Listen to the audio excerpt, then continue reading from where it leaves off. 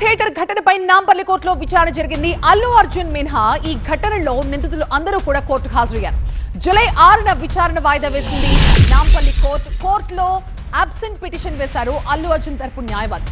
వచ్చే విచారణకు సైతం వర్చువల్ గానే హాజరవుతారని కోర్టుకి విజ్ఞప్తి చేశారు అల్లు అర్జున్ తరపు న్యాయవాది. సంధ్య థియేటర్ ఘటనపై నాంపల్లి కోర్టులో ఇవాళ విచారణ జరిగింది. అల్లు అర్జున్ షూటింగ్ కారణంగా ముంబైలో ఉన్నాను, వర్చువల్ గా దీనికి హాజరవుతారంటే కోర్టు దానికి ఒప్పుకోలేదు. నిందితులు అందరూ కూడా ప్రత్యక్షంగానే కోర్టుకు హాజరు కావాలని చెప్పింది.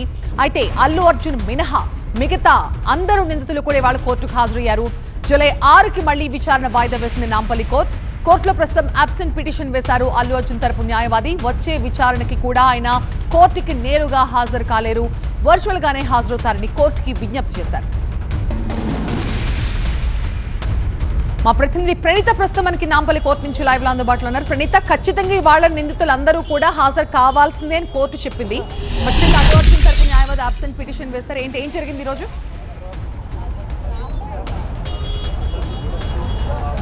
సో ఈరోజు ఫిజికల్గా అటెండ్ కావాలని అందరు నిందితులకు కూడా గతంలోనే కోర్టు నోటీసులు ఇచ్చిన విషయం తెలిసిందే. అయితే ఈరోజు సంధ్య థియేటర్ యాజమాన్యం నుండి మొదలు పెడితే అల్లు అర్జున్ పర్సనల్ సిబ్బంది అందరూ కూడా ఈరోజు కోర్టుకి అటెండ్ అయ్యారు.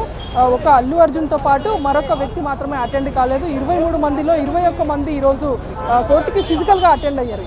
కానీ ఇప్పుడు ట్రయల్ స్టార్ట్ అయ్యే ముందు సెషన్స్ కేసుగా ఇది నమోదు కావాలంటే కంపల్సరీ అక్యూజ్డ్ ఎవరైతే ఉన్నారో వాళ్ళందరూ కూడా ఫిజికల్గా అటెండ్ అయ్యి జడ్జి ముందు హాజరు కావాల్సి ఉంటుంది. ఏ ఒక్కరు దానికి అటెండ్ కాకుండా ఉన్నా సరే నెక్స్ట్ డేట్కి అది వాయిదా పడుతూ వచ్చింది. సో ఈరోజు అల్లు అర్జున్తో పాటు మరొక అక్యూజ్డ్ అటెండ్ కాలేదు కాబట్టి ఫర్దర్గా జూలై 6కు కోర్టు దీన్ని వాయిదా వేసింది. సో జూలై 6న జరిగేటువంటి విచారణ కూడా వర్చువల్గా అల్లు అర్జున్ అటెండ్ అవుతారు అంటూ కూడా అల్లు అర్జున్ అడ్వకేట్ కోర్టుకి ఒక డిస్పెన్స్ పిటిషన్ వేశారు. దానికి సంబంధించినటువంటి విచారణ జరగాల్సింది. సో ప్రజెంట్ ఈ అంశానికి సంబంధించి అడ్వకేట్ మాట్లాడుతున్నారు, ఒకసారి చూద్దాం. 26 ఛార్జ్ షీట్ ఫైల్ అయిన తర్వాత అది పిఆర్సీకి నమోదైందండి. ఆ పిఆర్సీ నెంబర్ వచ్చేసి 264/2024. ఆ పిఆర్సీ అయిన తర్వాత ఈ రోజుకి అందరికీ ప్రజెన్స్ కావాలి. ప్రజెన్స్ రూపంలో అందరినీ రమ్మని చెప్పి కోర్టు కోరగా సమ్మన్స్ ఇచ్చిన తర్వాత ఇప్పుడు పిఆర్సీ స్టేజ్లో వీళ్ళు మ్యాజిస్ట్రేట్ ముందు కమిట్ అవ్వాలి. కమిటల్ బాండ్స్ వేసిన తర్వాత therefore it will register to the sessions court. ఇది కాగ్నిజబుల్ అఫెన్స్ కాబట్టి అబౌవ్ 7 years కాబట్టి దీన్ని సెషన్స్ కోర్టే డీల్ చేస్తుంది, ట్రయల్ చేస్తుంది. కాబట్టి ఆ సెషన్స్ కోర్టు ట్రయల్ చేయడానికి మనం లోకల్ జ్యూరిడిక్షన్ మ్యాజిస్ట్రేట్ దగ్గర కమిట్ అయ్యి therefore we have to face and fight the trial. ఉన్నటువంటి అల్లు అర్జున్ వ్యక్తిగతంగా విచారణకు హాజరు కాలేదు. వాళ్ళ తరపు న్యాయవాది ఏమన్నా మెమో వేస్తాడా, లేకుంటే నెక్స్ట్ ప్రొసీజర్ ఏంటి?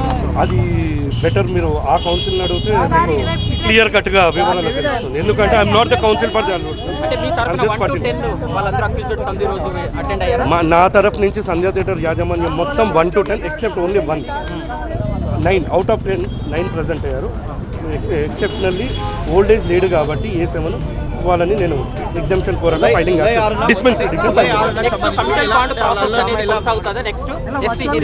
డెఫినెట్లీ అంటే డెస్టినీ హియరింగ్కి అంటే అందరూ 23 ప్రజెంట్స్ కావాలి. అందరూ 23 ప్రజెంట్స్ అయితేనే కమిటల్ బాండ్ అనేది ఎన్ఫోర్స్మెంట్ వస్తుంది. అది ప్రొసీజర్. అంటే ఇప్పుడు కమిటల్ బాండ్ ప్రొసీజర్ ఏం చెప్తారు? కమిటల్ బాండ్ ఎందుకు న్యాయస్థానంలో వాళ్ళు సిగ్నేచర్స్ తీసుకుంటారు ఏంటి? ఎందుకంటే వీళ్ళందరూ బెయిల్ పైన ఉన్నారు కాబట్టి కమిటల్ బాండ్ ప్రొసీజర్ ఏ విధంగా ఉంటుంది? అసలు కమిటల్ బాండ్ అనేది ఎప్పుడైతే కాగ్నిజబుల్ అఫెన్స్, సీరియస్ అఫెన్స్ ఏదైతే అబౌవ్ 7 years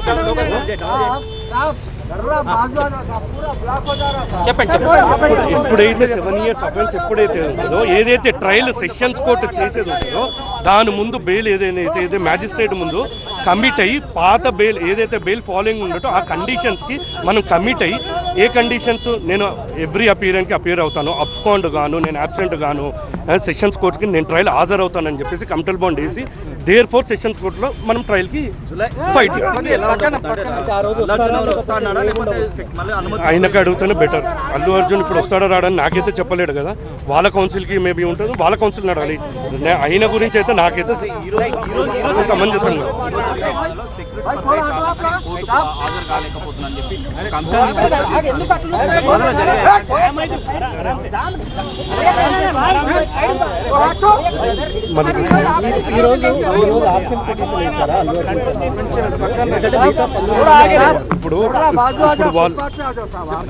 ఇప్పుడు వాళ్ళ అడ్వకేట్ ఏం ఫైల్ చేశారు అనేది అందరిది 4 walls ఆఫ్ ద కోర్ట్ అండి. నేను లోపల ఉన్నాను కాబట్టి ఇప్పుడు నేను ఇప్పుడు మీరు మొదటి 23లో మొదటి 10 మంది గురించి అడగండి, నేను చెప్తాను. Because I'm representing them. So దాని తర్వాత అనేది వాళ్ళ కౌన్సిలింగ్ అడిగితే బెస్ట్. ఇప్పుడు జరిగిన వాదనలు ఏముంది, ప్రజెన్స్ అందరు రావాలి, అందరైతే కమిటల్ బాండ్ అయ్యి కమిట్ అయ్యి నెక్స్ట్ ఎస్సీలోకి నెంబర్ అవుతుంది. రాలేదు కాబట్టి అది పోస్ట్ July 6 కింద, అంతే, ఎటువంటిది ఏం కాలేదు. ఏం లేదండి, మా సంబంధం ప్రకారం కొన్ని ఆల్టర్ అయ్యే సెక్షన్స్, కొన్ని ఎడిషన్స్ అయ్యాయి.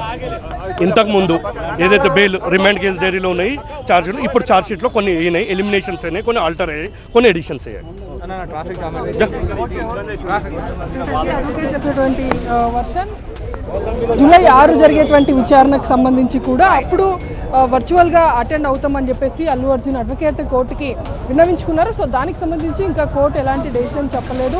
సో ఫర్దర్గా జూలై 6న జరిగేటువంటి విచారణలో మాత్రం కంపల్సరీ ఆ రోజు కూడా అందరు అక్యూజ్డ్ అటెండ్ అయితే సో ఫర్దర్గా ఇది సెషన్స్ కేసుగా నమోదు అవుతుంది కాబట్టి July 6కి వాయిదా వేశారు. సో ఆ రోజైనా సరే అల్లు అర్జున్ అటెండ్ అవుతారా లేదనేటువంటి కూడా చూడాల్సింది. Right Praneetha, thank you.